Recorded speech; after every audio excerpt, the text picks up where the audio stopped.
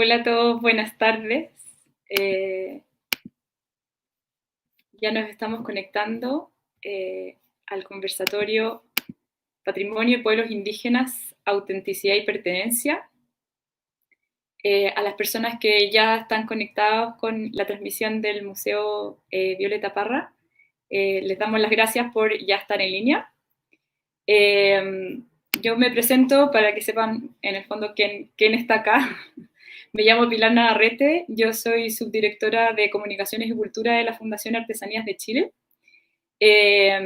Y quiero partir agradeciendo al Museo Violeta Parra por organizar este conversatorio que estamos haciendo, bueno, en la pandemia, desde nuestras respectivas casas con las personas que van a estar hoy día conmigo acá conversando. Eh, y un poco como quiero partir antes de presentar a quienes van a estar acá, como explicarles por qué este conversatorio hoy también, ¿ya?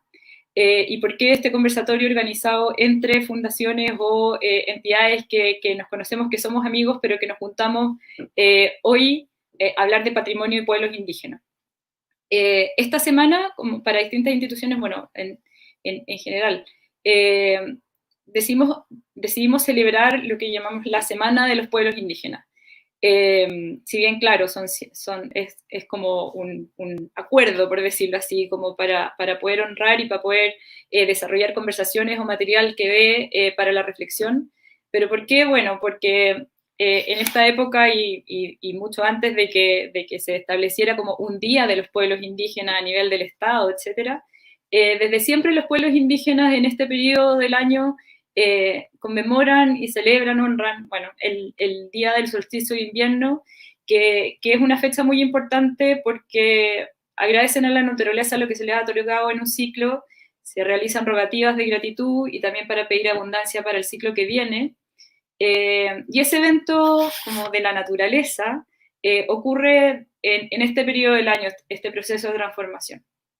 En general entre el 20 y el 24 de junio, como quizás muchos ya lo vieron en redes sociales, que desde el sábado pasado se estaba como conmemorando esto que muchas veces se llama el Año Nuevo Mapuche, el Año Nuevo Aymara, el Año Nuevo para los pueblos indígenas.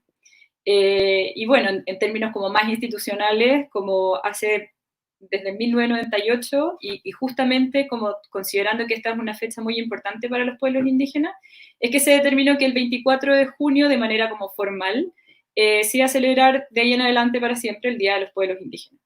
Y bueno, para varios es como una fecha que aprovechamos también de llevar la reflexión y a nombre, por ejemplo, de quien yo represento hoy día, que es la Fundación Artesanías de Chile, con quienes trabajamos súper codo a codo con el Museo Violeta Parra.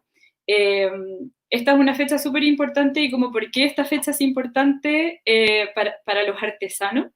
Eh, eh, Porque, bueno, para eso nos vamos a juntar hoy a conversar dentro de la institución donde estoy yo, el museo, o sea, perdón, la Fundación Artesanías de Chile. Nosotros trabajamos con artesanos de todo Chile y, y al mismo tiempo el Museo Violeta Parra, bueno, que resguarda el legado de Violeta Parra, y Violeta Parra tuvo una faceta muy fuerte de artesana también y de rescatar ese mundo como rural.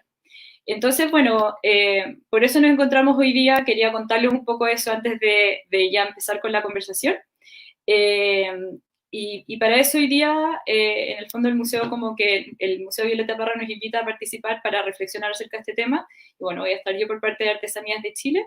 Y también conmigo van a estar en línea desde sus casas, desde Chiloé, desde la isla de Quilín, que siempre dudo si lo pronuncio bien o no, de donde nos va a acompañar Osvaldo Guineo. Osvaldo Guineo es un artesano textil que no, no voy a ocupar yo como extenderme en presentarlo, porque la gracia es que Osvaldo se vaya presentando, pero es un artesano tradicional, siendo muy joven, eh, y en el fondo va a estar acá como contándonos acerca de la tradición y de cómo él se ha convertido en uno de los pocos artesanos que rescata esta tradición desde el mundo huilliche también. Y junto a nosotros dos va a estar Felipe Quijada, que va a aparecer en cualquier momento en pantalla, ahí está, que es encargado de investigación y colecciones del Museo de Arte Popular Americano Tomás Lago, de la Facultad de Artes de la Universidad de Chile. Así que les doy primero que nada la bienvenida. Gracias por estar acá hoy día, por estar los tres. La idea que se nos dé como una reflexión, una conversación entretenida y para las personas que están conectadas, sepan desde ya que pueden ir haciendo sus comentarios y mandándonos preguntas, porque yo voy a estar preocupada de que, en el fondo, a las que más o menos yo les quiero hacer para dar la conversación, siempre es súper importante ir sumando como lo que vaya queriendo comentar o preguntar las personas que se estén conectando. Eh, Quisiera como partir, siempre uno parte con un poco con un rompehielo, ¿no? O para dar paso a la conversación.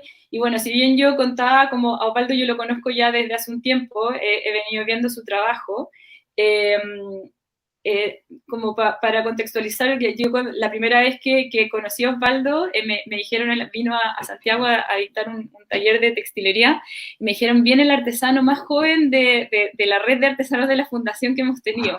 Nosotros solemos trabajar con artesanos tradicionales que llevan pero mucho tiempo trabajando en esto, entonces estamos acostumbrados a siempre recibir personas mayores y cuando yo pregunté cuántos años tiene, bueno, quizás me equivoqué en este momento con la edad exacta, pero me dijeron tiene 25 años. Y dije, pero ¿cómo? Si es tradicional, ¿desde cuándo está en esto? Y ahí Osvaldo me contó como que había empezado en esto desde como los 12, entonces a partir de esto yo como que quisiera darte a ti la palabra, Osvaldo, como para que cuentes un poco, o sea, no un poco, que cuentes tú con tus propias palabras cómo fue descubrir un oficio tradicional y en ese camino también, porque vivía como lo que nos reunió, lo que contaba antes, esto de la artesanía indígena, ¿cómo te reconoces tú en su momento como huilliche? Yo pensaba, uno crece como un niño y nadie te dice, oye, tú eres tal o otro. Pero después en el camino también uno va entendiendo cuál es como su identidad, su entorno cultural. ¿Cómo fue para ti eso? Me gustaría que partieras contándonos por ahí.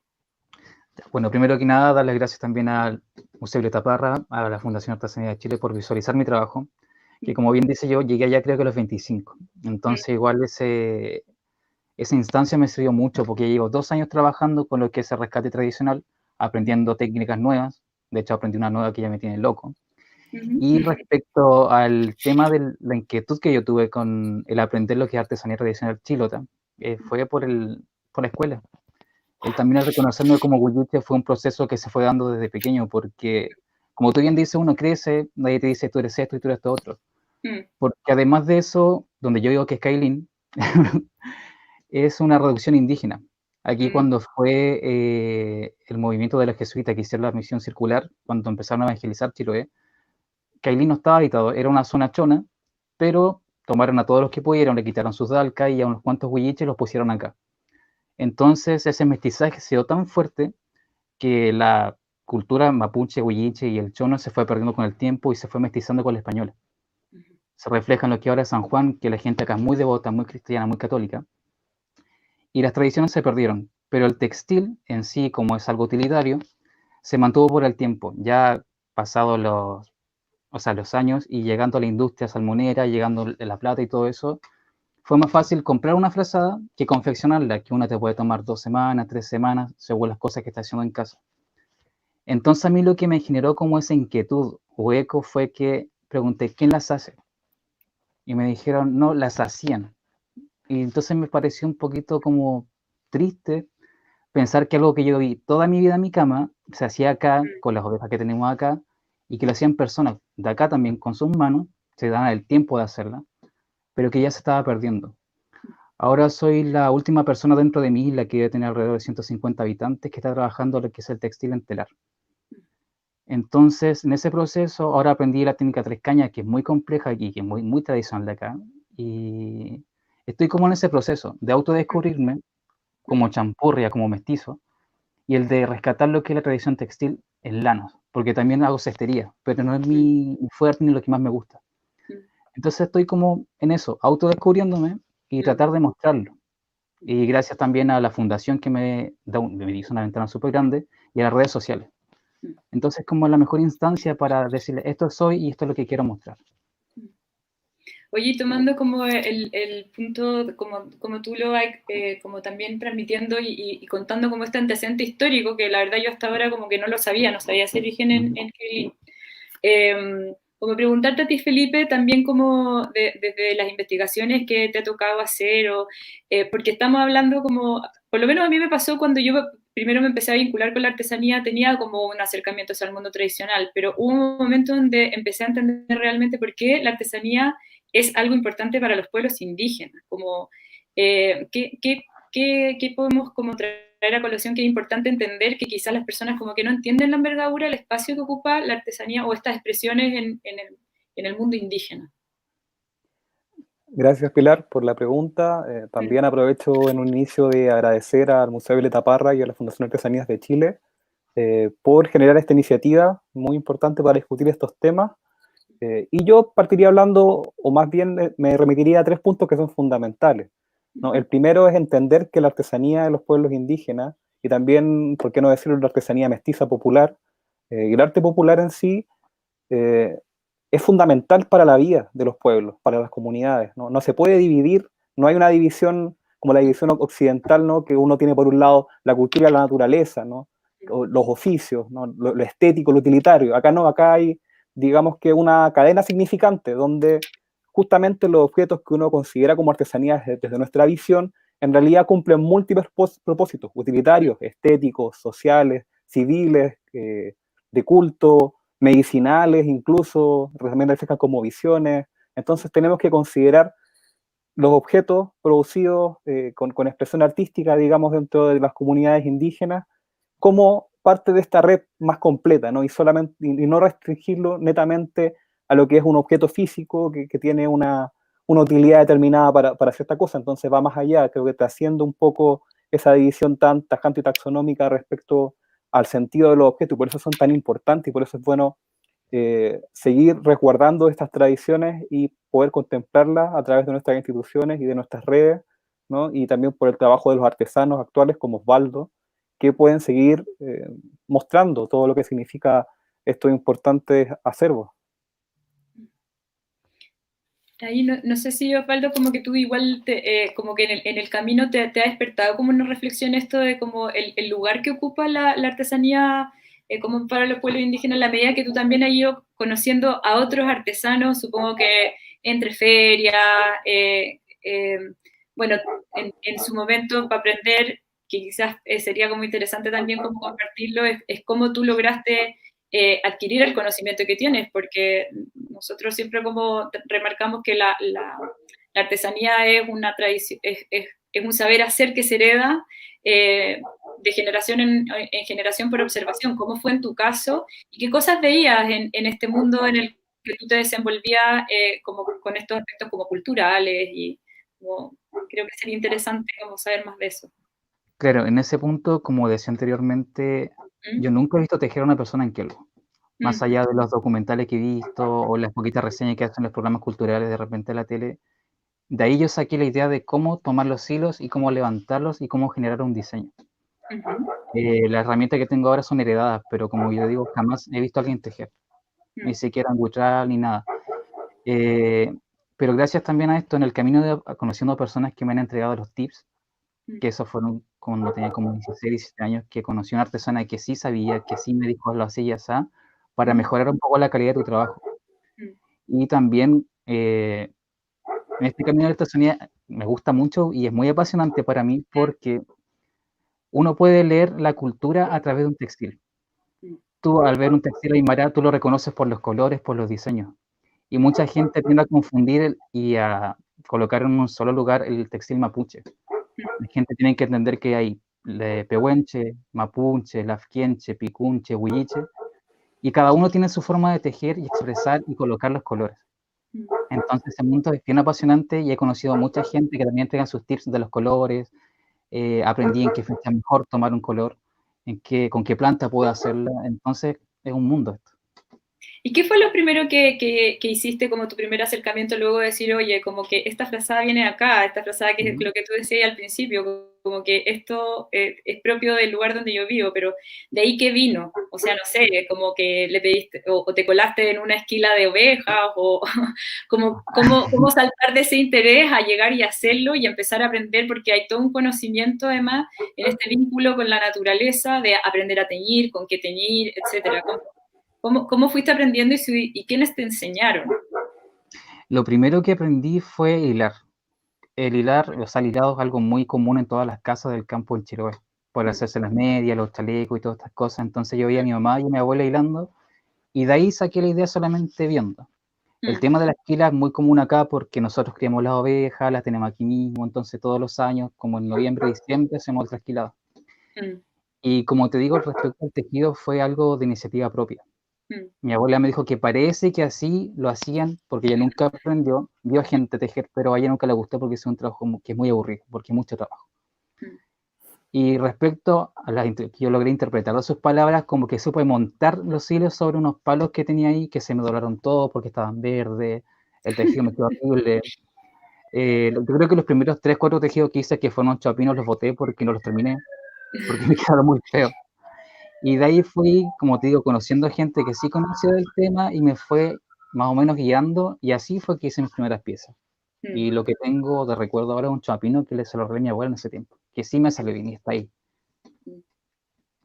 Y yo creo que quizás también es interesante como nosotros damos quizás por hecho que se sabe cuáles son los oficios más presentes en los distintos pueblos indígenas, pero asumo que no todas las personas que están conectadas y que si bien tienen un interés con la artesanía, como que lo saben, no me parece como algo obvio, no sé si estáis de acuerdo, Felipe, como cuáles son los oficios como más presentes según los pueblos indígenas y como qué de ellos van expresando en estas manifestaciones.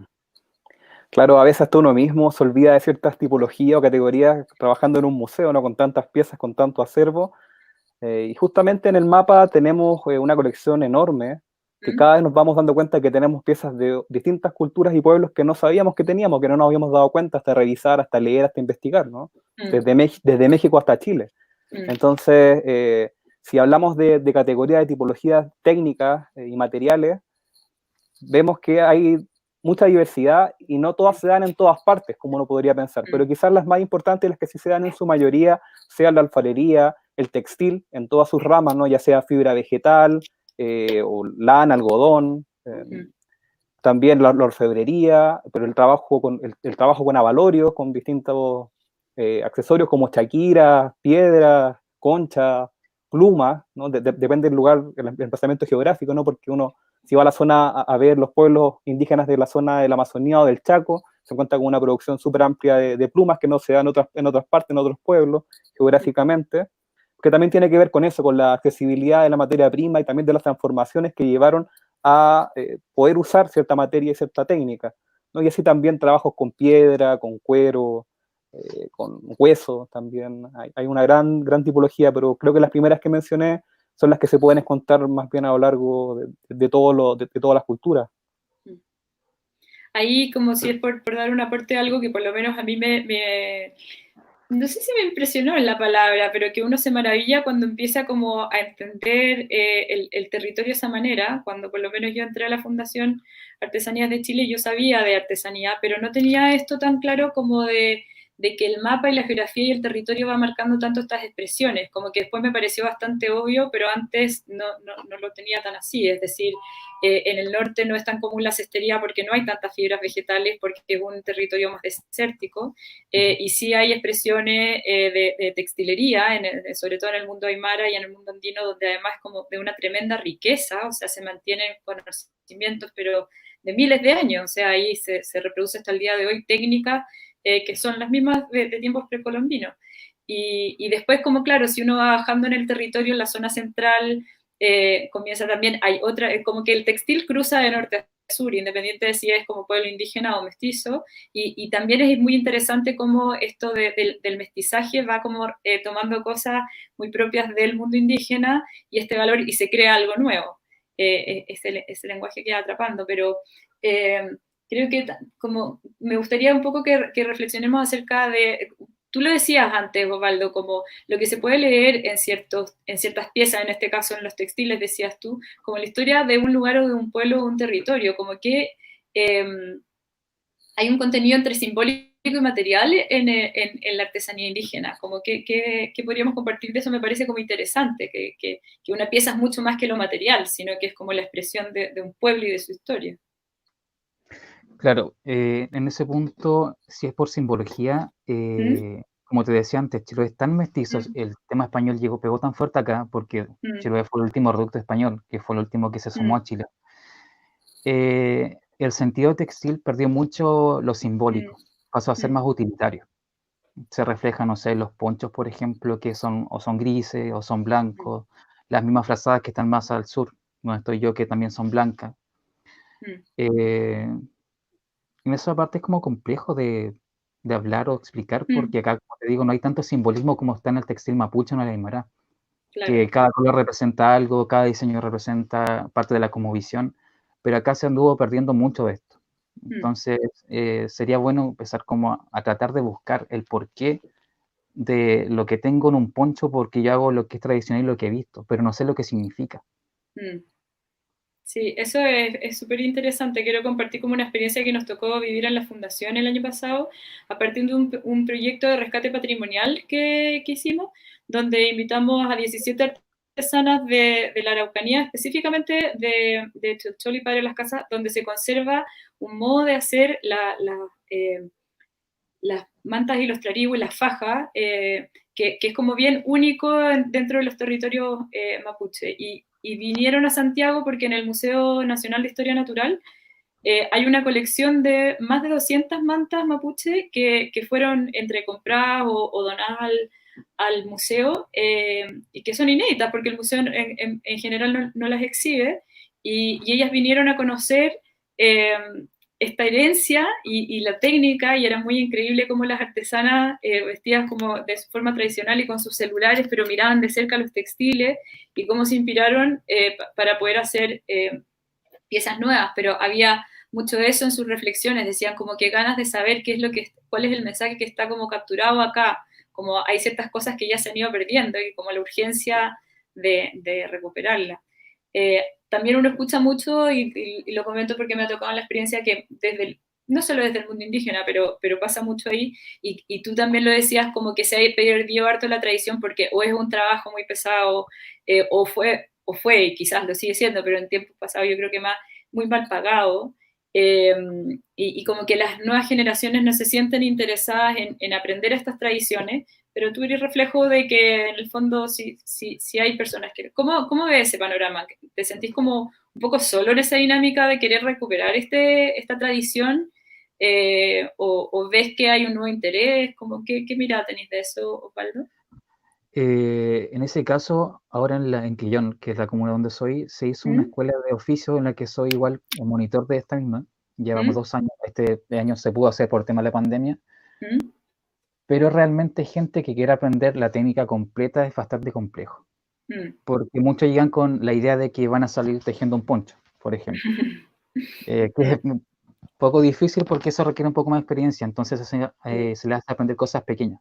¿Mm? Muchos dejan en los cursos a la mitad de camino, por la dificultad que tienen, los dejan ahí. Entonces, igual es complejo esto de saber o no si va a seguir. ¿Mm? Porque, como te digo, en la isla donde estoy, yo soy el único que sigue haciendo lo que es todo el proceso de hilado, Claro. tejido y recuperar técnicas o cosas que ya no se hacen. Un ¿Mm? poncho que, o sea, tú ya sabes que una persona que use poncho acá es imposible. Si lo ves, ¿Mm? vas a saber que es un turista, ¿cachai? ¿Mm? Y no sé, sinceramente yo creo que esto no va a durar mucho. ¿Mm? Porque también, aparte de donde vivo, hay muy poca gente joven, todos son adultos mayores. La gente joven trabaja, no sé, en las pesqueras o se va de la isla, pero generalmente todos inmigran, o sea, migran de acá. Y Sí. el real interés de la cultura también se pierde con el pasar del tiempo, también por lo mal pagado que está, para ¿Mm? el trabajo que requiere hacer una pieza. ¿Mm? Y entonces yo creo que por mucho tiempo más esto se va a ir apagando de a ¿Mm? poquito y van a ser piezas de museo más que de uso cotidiano. ¿Qué reflexión te despierta, Felipe, tú que trabajas ya más como en un museo, no sé, como qué mirada tenés al respecto de esto? Sí, quería partir un poco también respondiendo a la pregunta anterior o Mm, refiriéndome a ese tema, sí, porque claro, si uno lo mira en términos históricos, como yo les partí comentando, el tema de la cadena significante, ¿no? Que tenemos todos estos objetos que no solamente tienen un valor estético, ¿no? Un valor mm, objetual, sino que mm, tienen toda esta otra trama en sí, ¿no? de significados referentes a una variedad de cosas, ¿no? O sea, uno puede analizar, por ejemplo, el caso del, del arte plumario, ¿no? De la zona amazónica del Chaco, donde, por ejemplo, en el pueblo Ichir, las plumas, el color de la pluma simboliza algo, ¿no? Simboliza cierto estatus civil o social, y también cierta condición de la persona que porta la pluma, y eso se puede extrapolar a distintos campos y distintos objetos a lo largo de los pueblos indígenas del continente, ¿no? Lo mismo que pasa con el sentido medicinal y cosmológico de los diseños chipío, por ejemplo, que es un pueblo de la Amazonía peruana, ¿no? Que tiene unos motivos muy, muy característicos, y desde los cuales se puede ver esa relación con la cosmovisión, que también se usa como, también constituye ese acervo textil, un tipo de lenguaje, ¿no? Como también lo constituye en el mundo andino, el hecho de que ciertos patrones iconográficos significan ciertas cosas, ¿no? Uno puede remitirse a la historia de los mismos quipus, ¿no? Que son un sistema, el textil constituye un sistema comunicativo, ¿no? Entonces hay muchas, digamos que hay muchas capas, ¿no? que se entrecruzan y que van formando los significados de estos objetos que, claro, si uno lo mira en términos actuales, hay muchos lugares en que ya se perdió, como comentaba Osvaldo, ¿no? Pero justamente creo que es muy interesante esta tarea de rescatar eh, muchas de estas operatorias técnicas, y que si bien se ha perdido significado, justamente esta es una buena ocasión, una buena instancia para poder investigar al respecto y ver cómo podemos ir sacando esos contenidos a luz, porque en el fondo la tradición es una invención constante, no es algo que está anclado en el pasado. Entonces creo que es súper interesante ver ese fenómeno en perspectiva y poder analizar esas cuestiones y claro, y seguir por esa vía, ¿no? En cuanto en términos de acción. Ahí hay algo como bien apasionante, yo creo, cuando uno lo descubre, está como una pieza material puede guardar tanto como de la cosmovisión de los distintos pueblos. Lo que tú comentabas, no sé si habrá sido de ese pueblo específico, pero me acordé de una exposición que se hizo hace varios años, yo creo, o sea, por lo menos 5 en el museo, o sea, perdón, en el Centro Cultural La Moneda, de textiles, y recuerdo bien que justo me tocó recorrer la muestra con la curadora en ese momento, y claro, ya contaba, debe haber sido de ese específico, pero no lo recuerdo bien, que comentaba que las mujeres al tejer entraban como en una etapa de trance. No sé si es que en el fondo también había como un consumo de alucinógeno, eso no lo recuerdo bien, pero que en el tejido estaban en una situación como de trance y que en algún momento si la mujer se enfermaba, llamaban al chamán y el chamán lo que hacía era leer ese textil para saber cuál era en el fondo el remedio o no sé si la dolencia de ella. Entonces, claro, es como cuando uno descubre eso, por ejemplo, en el arte textil que tiene como una gran riqueza, no,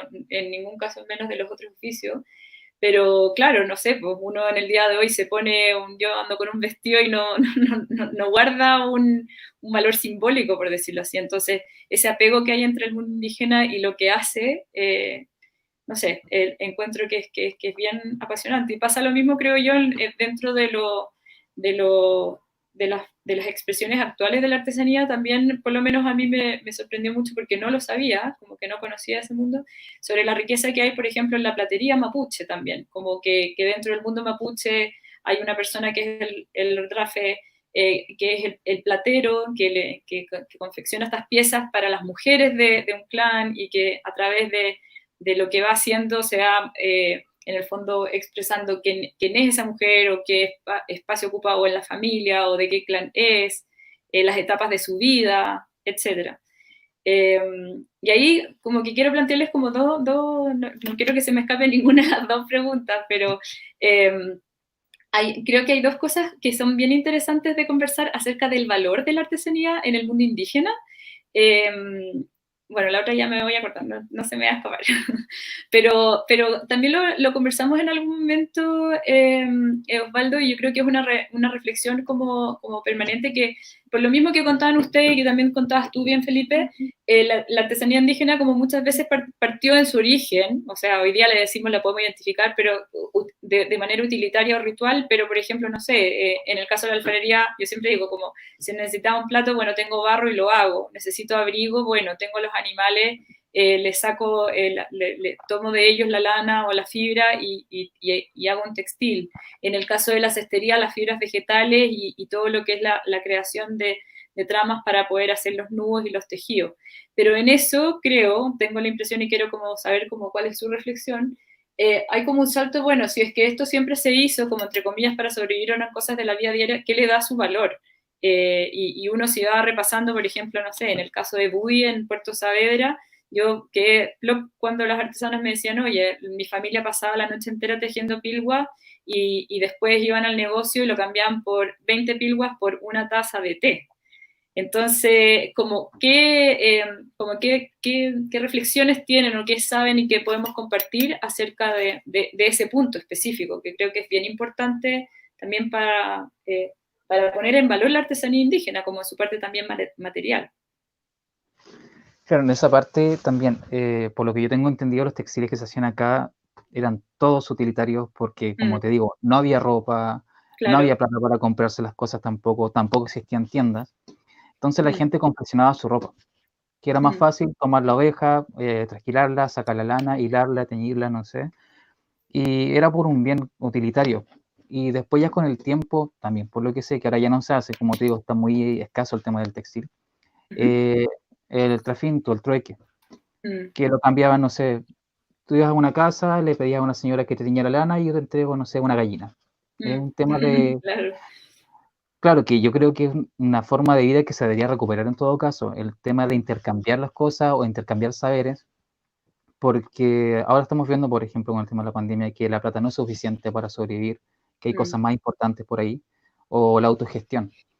Entonces, en Chiloé, por lo que yo sé, todo funcionó como de manera utilitaria y una forma de vida, porque la frazada de lana es muy abrigadora, Chiloé es una tierra muy húmeda, muy fría, muy lluviosa, el poncho te sirve para todo.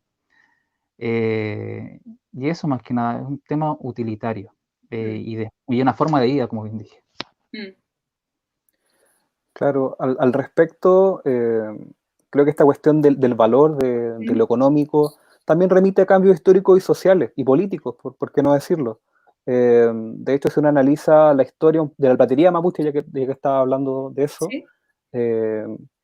claro, se puede hablar de este tema de las transformaciones. Antes de la plata, se trabajaba con piedras, por ejemplo, ¿no? Se hacían collares de piedra. O sea, siempre ha habido una forma de expresión, ¿no? De expresar a través de un recurso material, ¿no? Entonces eso es algo común.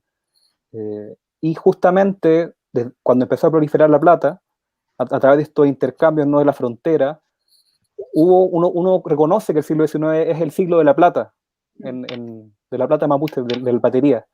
Y luego, con el proceso de pacificación de la Araucanía y el proceso de reducciones, eso cambia drásticamente y el pueblo mapuche se ve empobrecido y tiene que ir a recurrir a las casas de cambio, a las casas, a los lugares de intercambio económico y ofrecer sus objetos de plata por un saco de harina, por ejemplo, ¿no? Entonces, Claro. esa cuestión es muy fuerte, ¿no? De ver y cuando uno lee las fuentes realmente es algo muy potente. Y luego eso se siguió desarrollando, ¿no? Porque antes no existía el comercio justo, ¿no? Como hoy día lo vemos con la Fundación de Artesanías de Chile, ¿no? Antes había usura, ¿no? Por parte del intermediario, entonces, claro que el tema económico modifica muchas cosas, ¿no? Y también hay que considerarlo al analizar el devenir de esta cadena de significados que porta el arte popular. Claro. Ayer, de hecho, participé en un conversatorio de un tema más o menos similar y participaba una artesana que es platera, la Celeste Painepan, que quizás algunas de las personas que están conectadas la conocen, bueno, ustedes también ya la conocen. Y claro, en este mundo, por ejemplo, lo que hablábamos de la platería dentro del mundo mapuche es un oficio tradicionalmente en manos de hombres, ¿ya? Como... Y Celeste, en su caso, es una mujer que se ha ido abriendo camino en el mundo de la platería, ¿ya? Y ella ahí contaba un poco como los desafíos que ha tenido para hacerse un lugar y ser respetada como por sus pares. Y así como ella han surgido otros grupos de plateras en distintas partes, en San José de la Mariquina y bueno, en el norte también, pateras aymara.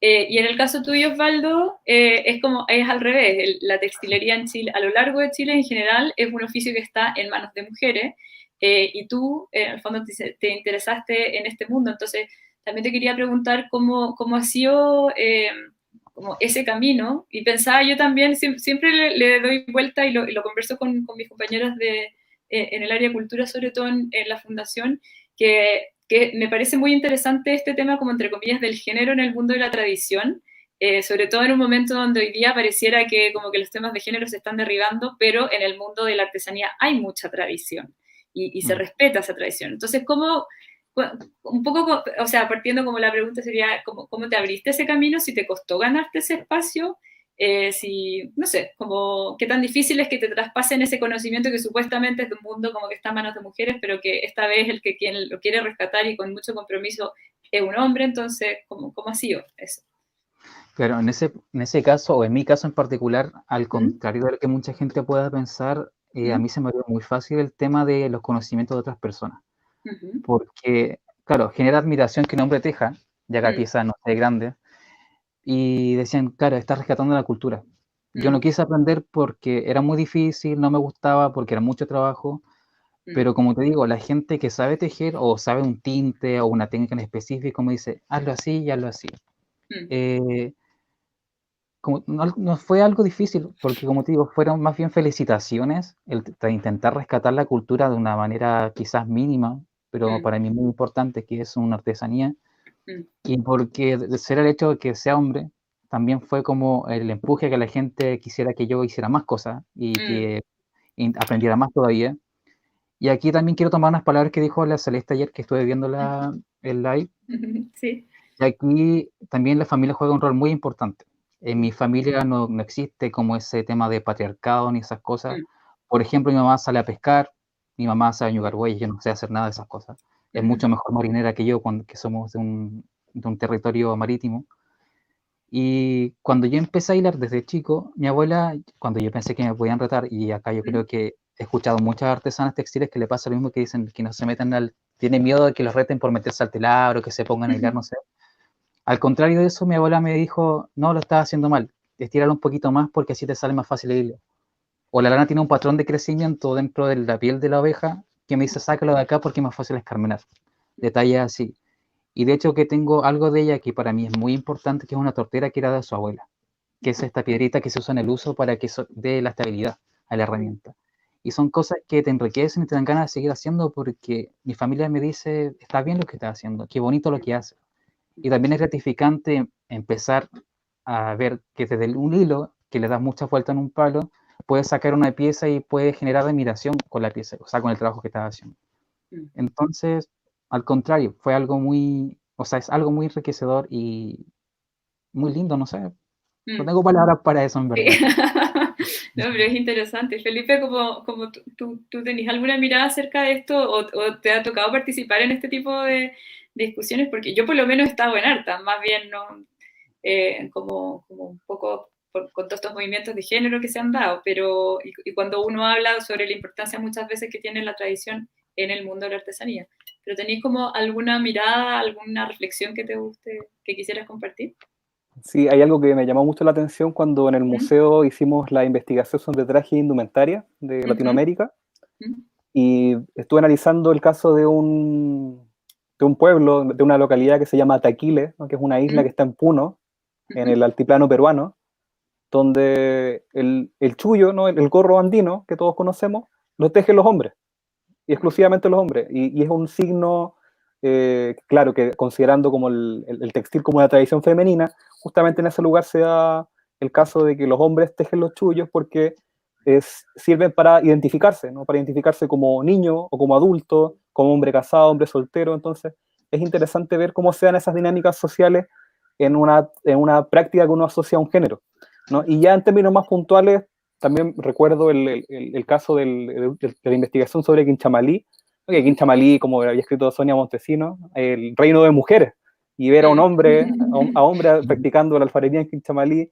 también genera obviamente un impacto social. Entonces es interesante ver cómo se dan esas dinámicas, y yo creo que son completamente positivas, ¿no? Es algo que la tradición no significa quedarse estancado en un espacio, ¿no? Es justamente poder analizar esa tradición y desde ahí desarticularla y poder seguir produciendo con una nueva perspectiva, ¿no? Porque obviamente estamos permeados y mediados por lo que ocurre. Entonces, eso pasa en todas partes. Claro. Antes de continuar, porque tengo dos preguntas así como en la punta de la lengua que les quiero hacer, a las personas que están conectadas viendo este conversatorio, les recuerdo que si quieren hacer preguntas, como que las envíen por el chat y a mí me las van a hacer llegar como para hacérselas llegar a Osvaldo y a Felipe, si es que en el fondo alguien quiere aportar en el camino. Como justo con esta reflexión que estaban haciendo recién ustedes, Osvaldo y Felipe, algo que creo que también está dando vuelta sobre, es mucho, o sea, también me ha tocado estar en muchas discusiones acerca de, ok, ¿cómo mantenemos viva la tradición? Hay algunos que tienen la mirada que es de la innovación, pero también causa mucho recelo porque es como, no, hay que preservar la tradición. ¿Cómo, cómo le damos como curso con miras al futuro, por decirlo así? O sea, cómo se innova desde la tradición o cómo se manifiesta también quién es un artesano en el hoy con miras al futuro. O sea, considerando también que si bien tú estás, por ejemplo, recuperando mucha tradición, Osvaldo, o sea, puntos que se habían dejado de hacer, tejidos que se habían dejado de hacer, técnicas que en el fondo están desapareciendo, pero al mismo tiempo tú eres reflejo de una generación que por más que vive en un mundo tradicional, claro, estáis súper conectada a internet, a redes, tenéis intereses que también son como del mundo, entonces por eso me parece súper interesante como tu reflexión, ¿qué te despierta a ti?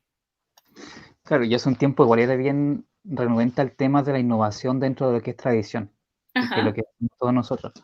Pero al final lo que yo hago es totalmente innovación mezclado con la tradición, el mestizaje de generaciones, podría decir.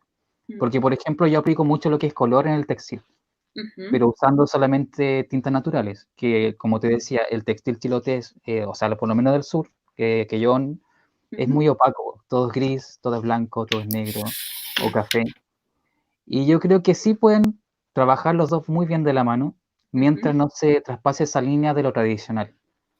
Mientras no sé, por ejemplo, yo hace un tiempo quería aprender el ñimín, pero después dije no, mejor porque el ñimín es una tradición mapuche ya del centro del país. Uh-huh. Dije no, mejor voy a aprender algo que es más de acá, aplicarlo quizá de una forma más contemporánea a lo que yo hago, pero primero partiendo por casa. Si queremos mantener la tradición de alguna manera con la innovación, es primero rescatando lo que tenemos cerca de nosotros. Si después da el tiempo o la mente para hacer las cosas de otro lugar, está bien. Pero no veo el problema en que se mezclen las dos cosas, porque para hacer más atractivo algo que ya existe, también hay que colocar un poquito más de la cosecha de uno mismo. Y perdón, como volver a como algo que comentaste como al principio de esto que recién acabas de comentar, que tú dijiste que hasta hace un tiempo tú eras como muy renuente a como innovar, como que me gustaría saber un poco más de esa reflexión, como por qué, cuál era tu postura al respecto, como por qué era un no, como que la tradición es la tradición. Claro, es que tenía muy inmersa esa idea de que si algo es de un lugar, no tiene por qué otra persona, no sé, que sea de, digamos, Santiago, Ujú. y venga y lo vea como una usura, en verdad. Una Sí. forma de usurpar la cultura, que tomen algo que es muy de una persona, muy de una comunidad, y lo Sí. lleven a mostrar a una ciudad capital Mm. con gente que jamás ha vivido lo que ha vivido un artesano o una Mm. persona de campo y lo muestren como una pieza de comercio. Mm. Ok. ¿Se me entiende? Es como, no quiero usar una palabra fea, pero es como una forma como de robar lo que es la Sí. cultura y así lo Una veía yo, apropiación. una Mm. apropiación. Mm. Eso, era como el apropiarse de algo que es tan nuestro y que más que nada era como mostrar la pieza, pero no el trasfondo de lo que tenga esto, o sea, de contar la historia del textil, del por qué, de dónde nació y Mm. por qué. Mm. Eso era mi forma negativa de que yo veía todo esto. Mm. ¿Qué hizo que te fueras como, no sé, eh, como cambiando esa idea? ¿Hubo algo que te llevara a decir, ok, podemos como abrir un poco el flanco? Como, ¿qué te hizo cambiar un poco esa mirada? El conocer gente, que es lo más Ujú. importante. Cuando fui a Mm. trabajar a la fundación vi muchas piezas que eran de innovación, Ujú. vi el color, vi que no toda la gente que veía o sea, compraba la pieza, la veía como un objeto que iba a comprar una tienda de retail que puede sacar 100 de las mismas. Vi que hay gente que sí valora la pieza que están creando un artesano, que le puede tomar toda la vida en crear lo que están ahí. Entonces eso fue que el darme cuenta de que sí hay gente que valora lo que hacemos, que sí hay un comercio justo, como lo que hace la fundación, y que sí se puede aplicar o mezclar o, ¿cómo decirlo? A ver, esta cosa de comercio y tradición, no sé. Como el respeto quizás también al trabajo que hay detrás. Yo creo que va por ahí también un poco la reflexión, ¿no? Sí. Como de personas que no lleguen y compren una pieza como que al final, si uno va a un retail y se compra 50 cosas sin pensar que iba a artesanía y se compra también 50 cosas sin pensar que es otra forma como de un consumo no consciente. Yo creo que hay no, o sea, yo lo digo y lo comparto porque soy parte del equipo que está haciendo ese esfuerzo desde la fundación de remarcar que detrás de una pieza, o sea, uno puede ver una pieza, tengo un canasto de cestería, uno puede ver un canasto, una pilgua, y simplemente la compra, pero detrás de esa pieza, yo siempre insisto, hay un territorio, esa pieza responde a un territorio, responde a una persona que lo hizo y responde a esas dos cosas porque en ese territorio hay ciertas materias primas y ciertas tradiciones que llevan a reflejarse en esa pieza. Y yo creo que cuando uno está cerca de la artesanía o tiene sensibilidad con ella, es una compra súper diferente a otra. Si es que uno se va metiendo de esa manera, y por lo menos yo hablo a nombre de la fundación, estamos tratando de contar esa historia atrás, porque si no, una pieza siempre va a ser distinta, pero una persona la puede percibir igual, una pieza de alfarería a algo hecho como en Asia, en otro lado del mundo, y ahí en el fondo no tiene ese valor, ese significado que hay detrás. No sé qué te despierta como reflexión, Felipe, a ti. Sí, justamente eso es lo que comentaba, ya remontándolo al inicio de esta ¿Sí? conversación, de la cadena significante, porque lo que tú estás mencionando es el problema del diseño. No me refiero a los diseñadores, ni quiero que se malentienda, pero el Claro. tema de lo cosmético, de lo que es puro valor estético, en el fondo justamente invisibiliza el resto de las operaciones que están ocurriendo ahí atrás y de todos los otros significados que hay detrás de cada pieza, ¿no? Lo que ocurre, lo que decía Osvaldo con el tema de la apropiación, que es súper salvaje, ¿no? En el fondo de tomar solamente la parte cosmética y eso convertirlo en un bien de consumo y distribuirlo en retail y todas las polémicas que han habido respecto, hay muchos ejemplos y muchos casos al respecto. Y claro, y está este tema de la tradición que es súper importante tocarlo, que yo creo que hay tres formas de concebir la tradición, que es esta forma esencialista de decir, no, lo que es tradicional es lo esencial, lo que se da aquí con estas materias y con determinada técnica, ¿no? Que es un punto de vista muy esencialista porque se basa en que hay en la repetición, ¿no? En el tema de que se repite un patrón y eso se conforma en un canon específico, y eso es la tradición. Y otra cosa que ocurra no es tradicional.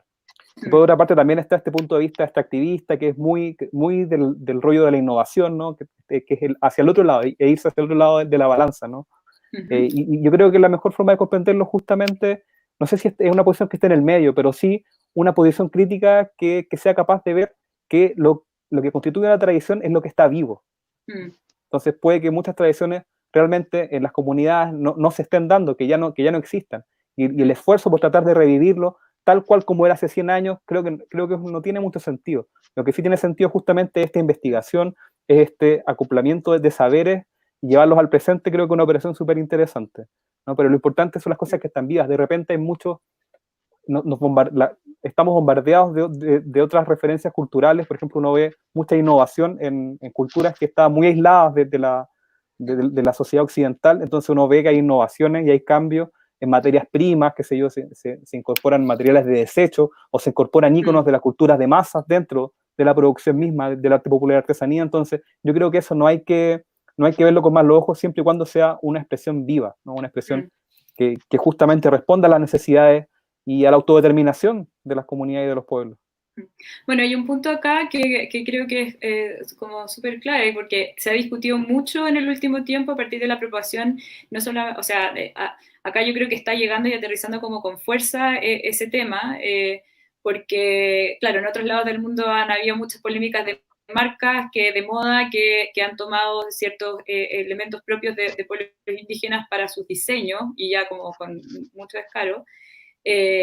Y acá, por otro lado, también a mí me ha tocado, no verlo yo, pero o sea, de ir a Estación Central y de encontrar de repente aros que son imitaciones como incluso bien hechas de platería mapuche, pero hecho en Asia. Entonces, claro, hay un tema, es entendible también, porque estamos como en una plataforma y en un contexto donde hay como mucha reproducción, también con la industrialización. Entonces, es como interesante esta como roce permanente en el que estamos, y donde yo creo que la artesanía tiene mucho que decir y que recuperar, como darle valor a las piezas que se hacen también.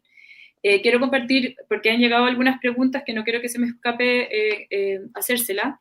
Hay una que es para ti, Osvaldo, la hace Estefanía Romero. Osvaldo dice que trabaja sin cruzar la línea de la tradición. Me gustaría conocer cuál es, según ustedes, esa línea. ¿Cuáles son los límites? La territorialidad es una variable que ya mencionaron, pero ¿qué otros factores podrían influir? Respecto a lo que es tradición. Tradición. Es que la tradición, o sea, como palabra, como te digo, Chile es una cultura muy mestiza.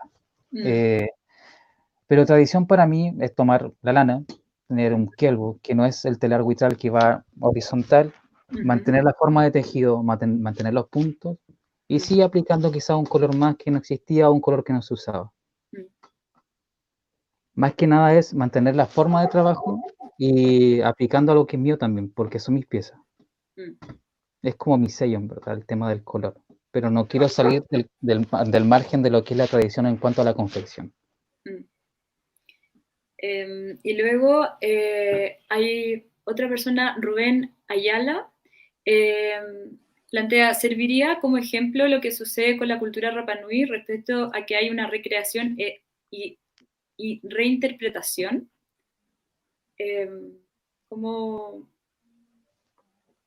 Perdón, es que aquí está como la pregunta completa.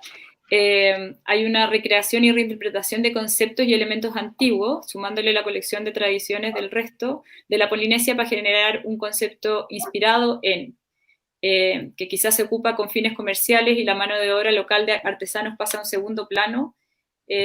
¿Cómo lo ven eso? Hay un límite, creo yo, que es interesante igual como discutir, que tiene que ver como entre los procesos y el valor de la artesanía, que cuando un artesano, o sea, el artesano como artesano y no como mano de obra, ¿ya? Yo creo que también está como un poco en eso esta pregunta. Espero interpretarte bien, Rubén. ¿Qué reflexión les despierta? Sí, esa cuestión también se ve, ese fenómeno se ve muy claramente, o sea, hay muchos diseñadores que ocupan esa estrategia, ¿no? Como de, yo estoy inspirándome en tal práctica, en tal material, y se lo encargo a un artesano, pero en el fondo él es mi creación porque yo tengo el concepto de la pieza, de la obra. Entonces, claro, ahí están los límites que hay que ser súper cuidadosos con justamente y también con nosotros con poner en valor ese tipo de objetos, claro, ¿no? A las instituciones nos corresponde justamente denunciar ese tipo de prácticas o reconocerlas, ¿no? Osvaldo, no sé si tenéis como alguna impresión sobre eso. También yo lo he escuchado como hay como por un lado quieren traspasar conocimiento y por otro lado este susto de que se les copie a los artesanos. ¿Qué experiencia tienes tú también, considerando que tú eres artesano, pero que también otros te enseñaron? ¿Cómo se trabaja, entre comillas, ese celo y el respeto también? O que confíen en ti de que vas a hacer como buen uso de ese conocimiento. ¿O qué te pasa a ti también enseñando a otros? Si te da temor o no, como que te copian, que es como esa usurpación. Claro, sí, ese miedo igual está un poquito latente ahí, que de repente sí existe la apropiación por parte de ciertas personas o instituciones que, como bien dijeron, usan la mano de obra y no el artesano como tal, tampoco muestran quién fue quien lo hizo, sino que el producto final y quien lo está mostrando en la exposición. También está ese recelo de mostrar a veces algunas técnicas que yo sí he conocido a gente que, no sé, va a un taller tuyo y después hace clases él o esa persona. Pero en este caso, más que nada, hay que empezar a educar desde cualquier plataforma, lo mismo que hace la fundación, de decir que cada pieza, cuando tú dices que es artesanal, tratar de investigar desde tu cuenta si es que una persona, o sea, la persona que fue a comprar no lo hizo, o sea, no se le enseñó. Claro. Porque el saber quién la hizo, cómo, qué está interpretando dentro de esa pieza, hace que el valor que le puedas dar como comprador va a ser más grande, no sé. Es más significativo comprar una pieza a un artesano que ir a una tienda que reproduce 1000 cosas, como bien dijiste, que están copiando la platería. Claro, sí. De hecho, a mí me pasa y lo quiero contar porque cuando yo conocí a Osvaldo tenía 3 piezas, yo me enamoré de una frazada que tenía y cada vez que la muestro digo, yo conozco al artesano que la hizo y sé que él esquiló la oveja y luego o sea, limpió este vellón, lo hiló, lo tiñó, lo tejió y yo se lo compré directamente a él. Y yo lo digo como con mucho orgullo porque encuentro que eso es, o sea, marca la diferencia. Uno puede tener muchas cosas que valore, pero creo que eso es cuando uno dice como que tiene un apego material. A veces pasa que ese apego material también es porque hay una historia detrás, porque uno sabe la historia detrás de esa pieza y yo creo que eso lo hace único. Osvaldo y Felipe, se nos pasó volando la hora. Ya vamos a tener que ir cerrando, pero antes no quiero dejar de darle las gracias a todas las personas que se han ido conectando. Hay personas que mandan saludos desde Kemchi, de Tancud, que nos están viendo desde todo el archipiélago de Chiloé. Así que ahí siguiendo a Osvaldo, pero fieles. Y también, obviamente, queremos, como, o sea, no quiero cerrar este conversatorio sin darle un saludo no solamente a todos los artesanos indígenas, sino que a todas las personas indígenas que nos han acompañado durante el día de hoy. Porque si nosotros estamos buscando este tipo de instancias de reflexión, estos conversatorios, es justamente para poner en valor toda la riqueza que hay en esa cultura. Ayer, y quiero como retomar algo que pasó en ese conversatorio donde estuve, hablaban como las personas, estaba la Celeste que es mapuche, y las otras mujeres que estábamos ahí somos mestizas, y yo decía, sí, mestizas, pero en un territorio que tiene una raíz indígena, y eso no lo podemos olvidar, o sea, seguramente en todos nosotros hay sangre indígena y si no la llega a ver, no importa, estamos en un territorio que tiene esa riqueza y que si hoy día estamos acá, se lo debemos en gran parte a ellos. También le quiero volver a agradecer al Museo Violeta Parra por invitarnos a los 3 a estar hoy día juntos, desde otras, en el caso mío y de Felipe, desde otras instituciones. Y también Osvaldo, que ahí desde Chiloé nos está acompañando, y gracias por resumir como tu historia. Yo siempre digo, como que ganas de tener más tiempo de conversar, pero bueno, son los formatos y no sé si quieren hacer como un cierre, alguna reflexión antes de que vayamos cerrando, o sea, de que se nos corte la transmisión. Más que una reflexión, volver a dar las gracias al museo, a la fundación por, como les dije anteriormente, visibilizar mi trabajo, mi oficio. Y muchas gracias también a la gente que se conectó para verme, a la gente de Chiloé, Sí. a la gente de Brasil también que me está viendo de allá. Ajá. Y eso, más que nada, gracias. Ojalá vernos pronto y que esto se acabe pronto también. Sí. Sí. Sí. Muchas gracias a quienes nos están viendo, también a ustedes, a ti Pilar, a ti Osvaldo, por compartir este momento, Sí. a las instituciones también que albergan y que hicieron posible este conversatorio. Y nada, dejarlos invitados a que sigan las redes del MAPA, a que sigan MAPA Museo en Instagram, para justamente poder ver y conocer más piezas de pueblos indígenas, ¿no? Justamente estamos subiendo y aprovechando nuestra plataforma para visibilizar este patrimonio que conserva el museo.